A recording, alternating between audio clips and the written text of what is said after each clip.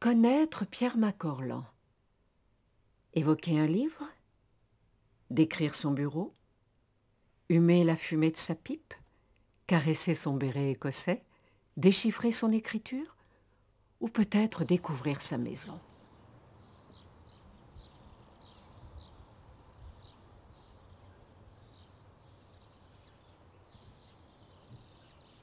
Le dictionnaire Larousse définit ainsi le terme maison. Nom féminin du latin mansio, de manere, à traduire par rester. Internet, recherche du 10 mars 2011. Maison, nom féminin, sens premier, habitation, synonyme, chez soi. Pierre Macorlan définit ainsi sa maison. Cette petite maison que j'habite toute l'année est tellement bien ajustée à mon corps qu'elle me complète comme un vêtement de chasse ou de golf, un vêtement où l'on se trouve à l'aise sans le remarquer, et peut-être même sans savoir pourquoi. Il ajoute : Je vis dans une petite maison dont j'ai en quelque sorte drapé les murs anciens autour de moi comme un manteau. Ainsi, en vous permettant de pénétrer dans les murs de la maison de Pierre Macorlan, serez-vous attentif à ces mots. Il existe une collection d'apparences dont les mœurs et l'activité m'intéressent prodigieusement parce qu'elles me font vivre, à mon avis, d'une manière qui me surprend toujours. Acceptez l'invitation. Frappez à sa porte. Je suis le seul écrivain, quand on frappe à sa porte, qui vient ouvrir sa porte lui-même. Ici, j'ouvre ma porte pour le meilleur et pour le pire. Pierre Macorlan s'installe définitivement à Saint-Cyr-sur-Morin, dans cette maison, en 1926. Il l'habitera jusqu'au 27 juin 1970, date de son décès. Il se sent si bien dans la vallée du Petit Morin. C'est une petite vallée paisible, enserrée entre deux haies de coteaux délicatement boisés, de charmants villages dont les maisons sont recouvertes de tuiles brunes. Le Petit Morin est une jolie rivière qui s'en va paisiblement vers son destin. Par sa couleur et l'élégance de sa composition, la vallée fait songer au paysage de Corot. Telles sont sans doute les raisons qui ont fait de cette petite cité le séjour des artistes qui depuis des années l'ont choisi à la fois pour se reposer et pour y travailler. Mais la découverte de ce pays qui sut plaire et qui jusqu'alors était à peu près connu des promeneurs revient à Julien Calais, poète, dessinateur et écrivain, une des plus curieuses figures parmi ceux qui font de la fantaisie impromptue une manière de vivre quotidienne. Le plus curieux est à mon avis que ce grand garçon dévoué et souvent déconcertant est le créateur d'une auberge qui, je crois, doit être à peu près la seule de ce genre. Julien Calais crée à Saint-Cyr-sur-Morin l'auberge de l'œuf dur et du commerce, sorte de cabaret privé, l'équivalent à la campagne du Lapin Agile situé à Montmartre. L'accès en était rendu possible par la présence du chemin de fer qui desservait jusqu'en 1947 les villages situés entre La Ferté-sous-Jouarre et Montmirail. Julien Calais étant l'ami de Frédéric Gérard, dit Frédé, qui vécut aux Armenats, autre hameau de Saint-Cyr-sur-Morin, le lien est établi entre cette campagne briarde et Pierre Macorlan. Je sentais qu'à Montmartre, j'avais tout épuisé. Il fallait que je change d'eau. Eh bien, j'allais au Lapin, je connaissais Marguerite qui était là, qui était au Lapin, c'était la fille de Berthe, qui était la femme de Frédéric. Berthe avait eu Marguerite d'un autre lit. Son père n'était pas Frédéric Gérard. Alors là, je la voyais très souvent, mais nous sommes connus, parce que vous savez, c'est connu comme on se plaisait, on s'est mis ensemble, puis je me suis marié, et j'étais faire mon voyage de noces à Nancy, de mon régiment, parce que la guerre était 2 ans après mon mariage. 3 ans exactement. La maison de Pierre Macorlan a été restituée telle qu'il y a vécu les 10 dernières années de sa vie, dans les années 1960. C'est la période sur laquelle on a le plus de témoignages photographiques et humains. 2 atmosphères se dégagent.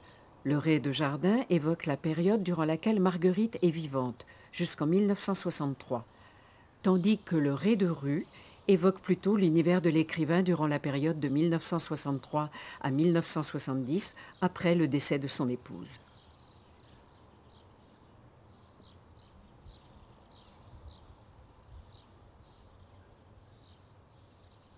Marguerite donnait beaucoup de vie à cette maison, comme le relate Marcel Granchet dans Notre carnet. La charmante Madame Macorlan nous appelle pour déjeuner. Un menu exquis avec la pointe nécessaire de couleur locale. L'omelette au cerfeuil, les fruits du verger, le vin gris des coteaux, suffisant à prouver que l'hôtesse, autant que son mari, aime tout ce qui sur cette terre de misère est aimable. Car enfin, celui doué d'un véritable tempérament d'artiste doit apprécier tout aussi bien un bon plat qu'une symphonie, une peinture ou un essai. Qu'on me traite si l'on veut d'iconoclaste, mais je déclare tout net que j'adore tout à la fois Bach, Corot, Bergson et la mère Brasier.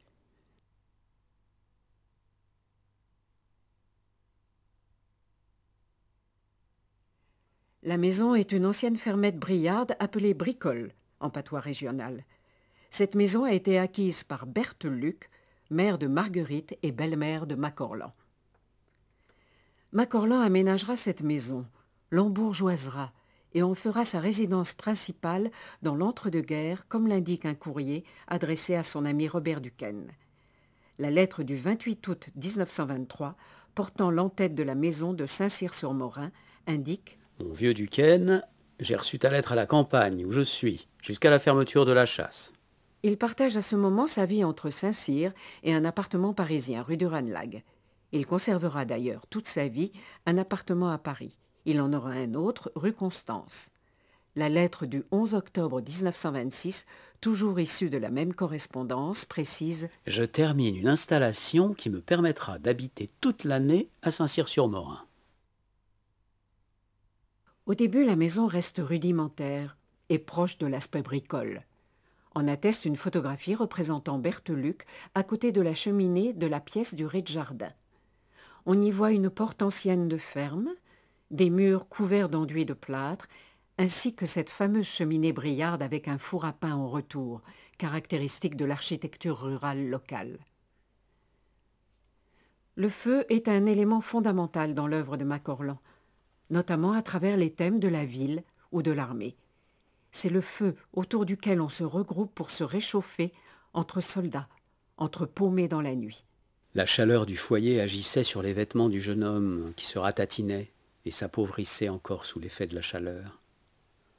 Rapp se frottait les mains l'une contre l'autre comme des cymbales. Les yeux brûlés par la rouge lueur de la bûche qui se consumait, il pensait au feu, au prix du bois, à la douceur d'être toujours assis près d'un feu impérissable. Extrait du Quai des Brumes, 1927. Après le feu, c'est aussi l'univers marin qui attire Pierre Macorlan. Le mot peur, qu'évoque-t-il? Ah, un départ et une arrivée. Je n'aime pas la mer du tout. Quand je suis sur la mer, je m'embête profondément. Je sais pas quoi faire, je suis sur le nage, je vais et viens dans le bateau. Je sais pas quoi faire, ça m'embête. Je n'ai qu'une idée, c'est de voir ce qui va arriver quand je vais aller de l'autre côté de la mer, dans le port où je désire atterrir. Pourtant, Pierre Macorlan aimait la Bretagne. Il effectua notamment des reportages à Brest et allait en vacances à Moëlan-sur-Mer. Dans L'Ancre de Miséricorde, le jeune héros, devant les bateaux à voile amarrés dans la rade, rêve d'aventure. Mais vous, monsieur Burns, vous avez connu l'aventure, vous n'êtes point resté engourdi dans votre ville de Saint-Malo, vous avez abandonné le maître qui vous enseigna les rudiments de votre art pour prendre la mer. Quel démon nous poussait dont aujourd'hui vous ne voulez plus reconnaître la puissance? Ah, petit Morgat, je ne connais pas la puissance du démon, comme tu dis, qui me tourmentait, mais aujourd'hui, l'expérience m'a assagi. Je te dis, l'aventure, c'est la carotte que le conducteur maintient devant l'âne pour le faire courir. On ne l'atteint jamais. Et on revient au port, la vie terminée, comme un vieil homme stérile. C'est à Moëlan-sur-Mer que Pierre Macorlan apprend sa mobilisation pour la guerre le 2 août 1914. Mais là, j'étais ébloui. J'ai eu 3 tenues. On m'a donné une tenue avec un petit costume en toile blanche pour aller nettoyer la cour du quartier. J'avais un costume pour sortir le soir en ville. J'avais même une tenue pour aller à la campagne, qu'on appelait tenue de campagne d'ailleurs. C'était charmant. Jamais été si bien habillé de ma vie. Les différents meubles témoignent d'un goût pour le mobilier traditionnel régional. L'armoire briarde avec le motif de Marguerite stylisée, la panetière provençale et des chaises alsaciennes. Dans un article intitulé « Soldats » publié dans Aujourd'hui, le 20 juillet 1941, Pierre Macorlan évoque cette pièce. Ces hommes qui représentaient dans un pittoresque si souvent émouvant Les plus anciennes traditions du vieux monde, que sont-ils devenus? Sur les 4 murs d'une des pièces de ma maison sont accrochés dans leur cadre de bois verni des souvenirs de régiments, des images populaires légèrement coloriées de bleu, de rouge, de vert et d'or. Ces souvenirs ne sont pas anonymes, chacun d'eux porte un nom, ou calligraphié ou péniblement appliqué. Les encres ont jauni, mais les belles couleurs de fleurs, des uniformes sont intactes. Un flanqué de la garde, protégé par un aigle, commence la série. Celle-ci s'enrichit surtout des uniformes de l'armée française entre 1830 et 1865. Artilleurs, sapeurs, grenadiers et voltigeurs d'infanterie légère, chasseurs d'Orléans, chasseurs à pied, dragons, hussards, cuirassiers, carabiniers, lanciers, zouaves, soldats d'infanterie, de marine et matelots à favoris, s'alignent, nombreux, coude à coude, autour de ma chambre, qu'évoque assez bien, grâce à cette collection, une chambre du musée de la Maison du Corbeau à Strasbourg.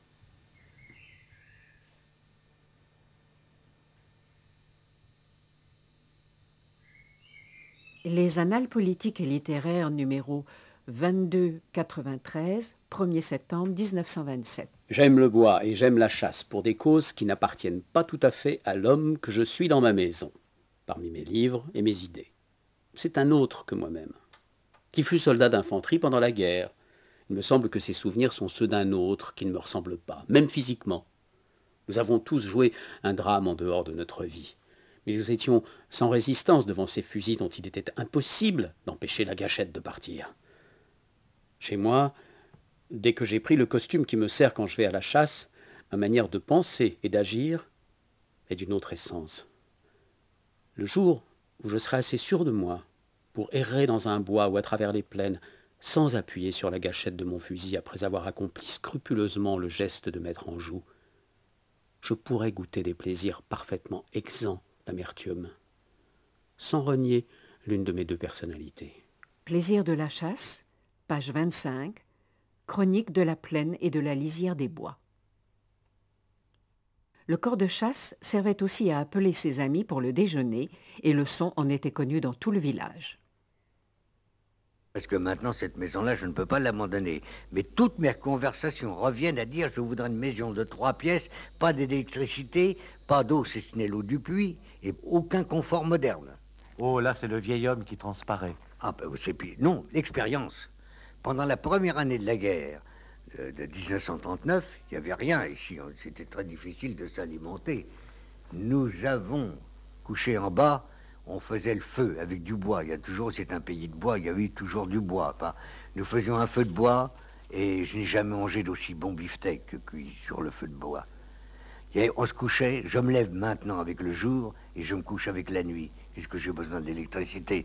Est-ce que j'ai besoin d'avoir eau chaude et eau froide? Aller passer mon temps au téléphone et appeler le pompier qui est jamais là? Quand il y a une fuite d'eau, me dit mettez un son dessous. Évidemment. Pierre Macorlan, pourquoi vous rasez-vous au rasoir électrique? Pourquoi ne vous laissez-vous pas pousser la barbe? Parce que j'ai horreur de ça. Alors pourquoi ne vous rasez-vous pas au grand rasoir droit au coupe-chou? Mais parce que je me suis maladroit. Je me suis coupé plusieurs fois. Et alors, couper des choux, comme vous le dites, ça va très bien. Même couper moi, c'est une autre paire de manches. Alors, je me coupe, je me rase avec un rasoir mécanique, quoi. Donc le progrès a du bon. Oui, mais s'il fallait... Pour le rasoir mécanique ne peut pas être opposé à tous les inconvénients du progrès. Si j'avais pas de rasoir mécanique, je porterais pas le deuil. Je me prendrais un rasoir à manche, quoi, un couteau bien aiguisé, et je me raserais comme ça. Et s'il n'y a rien pour se raser, je me raserais pas. Je vais tranquille. La première pièce, devenue le petit bureau, était la chambre dans laquelle les Macorlan dormaient avant la mort de Marguerite. J'ai perdu ma femme et je suis déséquilibré. 55 ans marié avec Marguerite. Hein? Vous savez ce que c'est d'abord de la suite dans les idées. Bon. Alors là, je ne suis pas, il manque quelqu'un ici. C'est une maison qui est vide. Je suis seul ici dans cette maison-là, mais avec une présence continuelle qui disparaît dans la journée. C'est pour ça que j'aime beaucoup qu'on vienne me voir. Dans la journée, on me fait parler d'autre chose, voilà. Mais dès que je retombe seul, je suis seul. Alors là, je ne peux pas dire le mot heureux, non, ne peut pas me convenir. Puis il n'y a rien à faire. Après sa mort, il déménagea sa chambre dans la pièce d'à côté et fit de celle-ci un bureau de nuit, dans lequel il écrivait en s'enfermant à double tour, gagné par la peur à la tombée du jour. Le mot main, avec ses 5 doigts, qu'évoque-t-il ce mot dans votre esprit? Une indépendance. Une indépendance et une université, un tas de choses comme ça. J'aime bien regarder la main, le Commodore, etc. Je donne des noms aux doigts qui sont des noms que j'ai choisis moi-même. Par exemple, le pouce, pour moi, c'est un Commodore. Et quand je pense en français, eh bien, c'est un frégaton, capitaine de frégate, 3 gallons d'or et 2 d'argent. Enfin, voyez-vous, voilà comme je m'amuse. Ça, c'est un jeu. Dans cette chambre, Pierre Macorlan s'éteignit le 27 juin 1970. Vous savez, la pudeur, pour moi, commence uniquement dans l'expression des sentiments familiaux qui ne regardent personne. Ça, il ne me viendra jamais l'idée d'écrire un livre ou un poème par un, si vous voulez, un deuil qui m'a déséquilibré. Ça ne regarde que moi. Je viens de perdre ma femme, j'ai eu pour ma femme une très grande affection, mais je n'en écrirai jamais une ligne. Il conservait sur la cheminée 2 photos de sa femme Marguerite. L'une la représentant jeune, réalisée par André Kertész, et l'autre prise vers la fin de sa vie à l'hôtel La Moderne par son ami Roger Guibert.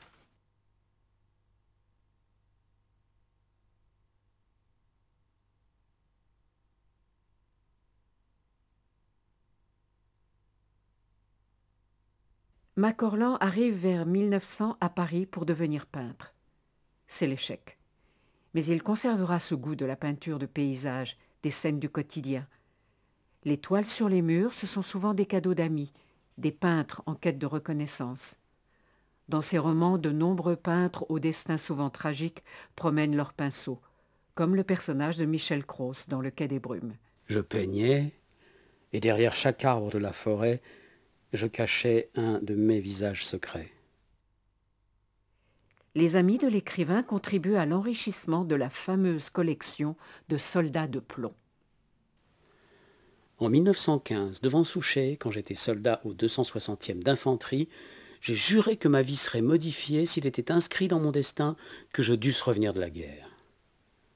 C'est par la discipline et la dignité que nous sauverons l'esprit de la France. Soutenez de toutes vos forces les artistes et les poètes. Ils n'ont jamais fait de mal et possèdent des secrets qui redonnent du sang à des mots flétris et mourants, mais que nous voulons encore entendre. Article de la Revue d'aujourd'hui du 25 septembre 1940. Cette canne, avec une tête de bulldog, nous rappelle que Pierre Macorlan avait une grande sympathie pour les animaux, et particulièrement les chiens. Car on le sait, les chiens demeurent plus près de l'homme par leur insouciance même. En 1915, nous avions un chien qui s'appelait Bataillon. Quand un obus fulgurait dans la rue devant notre abri, il bondissait dans sa direction en aboyant et en gambadant comme un frénétique. Il avait l'air de japper « Ça n'éclate pas, ça n'éclate pas !» Il fut tué par un obus. Et par sa mort, sans avoir pu comprendre de quoi il s'agissait, il se para de cette dignité qui lui avait tant fait défaut durant son existence. Tiré d'un article de la Revue d'aujourd'hui du 25 septembre 1940. Germaine Montero semble être la gardienne du sanctuaire. Germaine Montero, immortalisée par ce portrait photographique réalisé par Varta, fut l'interprète favorite du répertoire de chansons écrites par Macorlan. S'il m'était permis de choisir une interprète musicale et dramatique du Trilo, je voudrais qu'elle fût confiée à la voix et à l'intelligence de Germaine Montero. Il avait par ailleurs une grande collection de 78 tours et de micro-sillons, qui révélait son goût pour l'histoire de la chanson populaire française, mais aussi pour la musique des clics, des fanfares militaires. Il partageait cette musique avec ses amis. Il leur racontait l'histoire de France, le Paris d'avant-guerre, à ses amis qui venaient régulièrement le visiter. Georges Brassens, Juliette Gréco, Jacques Brel, Jean Giono. Il connut aussi Picasso, lorsqu'il fréquentait le Lapin Agile, comme en témoigne le portrait de la période bleue, pour lequel aurait posé Marguerite. Je connaissais très bien Picasso, comme moi, c'était un ami. J'ai pour Picasso une grande amitié, il n'y a pas de doute. Eh bien, il a peint le portrait de Marguerite quand elle était toute jeune. C'est une chose... Moi-même, je n'étais pas à Paris au moment où Picasso a dû peindre ce portrait-là. Et cette femme au corbeau est au musée de Toronto. Alors là, j'ai écrit au musée de Toronto qui m'a envoyé une photographie, une épreuve. Voilà. Mais ça, ce sont des choses toutes ces choses-là, ça appartient à ça. C'est mes affaires de famille. Alors ça, j'ai des affaires de famille, mais qui ne regardent personne. Jusqu'à un âge avancé, Pierre Macorlan n'a cessé d'être visité par des écrivains, ses amis. Pierre Béarn, Armand Lanoux, Nino Franck, Gilbert Sigaud, Fernand Touré. Des peintres, comme son voisin André Plançon. Des habitants de Saint-Cyr, le maire Daniel Simon, les frères Guibert, aubergistes, ou encore Marc Lenoir, le curé excentrique. Mais il s'entoure aussi de la littérature des écrivains qui l'ont inspiré. Charles Dickens, Alexandre Dumas, Roland d'Orgelès, des amis proches, Jean-Pierre Chabrol, des contemporains dont il apprécie l'univers, Georges Simenon, Hervé Bazin. Comment connaissiez-vous ce Paris, ce fameux Paris de Lautrec, ce Paris de Montmartre, tout en étant jeune provincial? Par les journaux, par les images, il y avait une imagerie. Vous pensez bien, comme j'étais très curieux de tempérament, je ne sais pas si je ne vous l'ai pas déjà dit, mais à l'âge de 12 ans, j'avais lu les mémoires de Pierre de l'Étoile, j'avais lu tout Alexandre Dumas, naturellement, avec enthousiasme, et à la suite de la lecture d'Alexandre Dumas, pour vérifier la véracité des faits, j'étais tombé dans Pierre de l'Étoile et dans Brantôme. Je connaissais Brantôme à l'âge de 12 ans. Il y avait des choses qui m'échappaient parce que je n'étais pas en possession tout à fait de la langue. Pierre Macorlan écrit à la commande, à la demande. Il s'essaie à tous les genres. Il est partout. Ma pièce de travail, comme vous pouvez le voir, est ouverte à toutes les apparences d'humanité quand elles ont le désir de frapper à ma porte.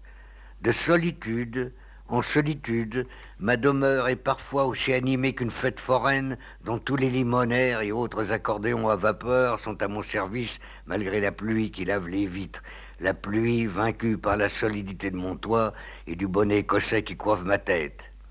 Il est également remarquable que mon poste de télévision prolonge mon pouvoir d'écrire en me permettant d'associer des images de la société contemporaine aux sociétés assez diverses de mes propres expériences.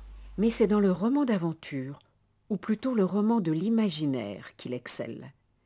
Là où se mêlent décors de rue, ports, villes, des thèmes comme la faim, la peur, le fantastique social, et des personnages marginaux, galériens, femmes contrefaites, mendiants, lépreux, prostituées, matelots, légionnaires, soldats, tous sont le plus souvent condamnés dès le début de leur aventure. En fait, la mauvaise chance frappe surtout ceux qui ne sont pas mis en condition de l'éviter. Pour Macorlan, sa plus grande chance reste celle d'avoir pu écrire. Est-ce que vous admettez encore cette phrase, Pierre Macorlan? La vie s'orne parfois d'un mystère dangereux pour ceux qui ne peuvent écrire. Je la répète, la vie s'orne parfois d'un mystère dangereux pour ceux qui ne peuvent écrire. Oui, c'est tout le temps, cette phrase-là, elle est tout le temps. Pour ceux qui... et savoir écrire, pouvoir écrire. Et puis il faut étendre les moyens d'interprétation.